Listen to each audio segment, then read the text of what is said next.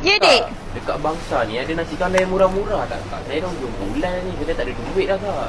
Murah-murah, Dik. Kalau bawah RM10 boleh? Bawa RM10? Ha. Wih, murah. Okey, boleh satu kak? Betul? Satu. Okey, jom. Kita bagi nasi. Kak bagi kau kuah campur. Kuah campur. Oh, ni kuah apa ni kak? Ya, ni kuah ayam, kari ayam, ni kari ikan. Lepas tu kita ada dalca. Dalca. Lepas tu kuah.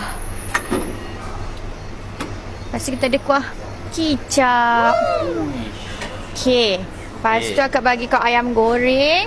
Wish kak, biar betul kak. Bawah RM10 dapat yang goreng. Mestilah. Ha. Ui. Okey. Kak bagi kau ayam besar macam ni. Wish. Lepas tu Baik juga. kak bagi kau sayur. Meh. Dapat sayur juga. Ya, Akak biar betul mestilah. bawah RM10 ni kak. Betul. Dapat Okey. sayur sekali.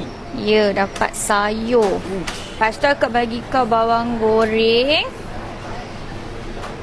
Dapat bawang goreng sekali. Ya, dengan sambal nyok. Wish. Ha. Semua ni bawah RM10 je, Dik, untuk kau. Bawah RM10 macam ni. Ya, betul.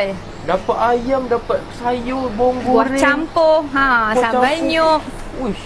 Bawah RM10 je. Murah Lain kali sangat. jangan cakap dekat Bangsa tak ada makan murah. Datang Famous Bistro, mesti ada makan murah punya.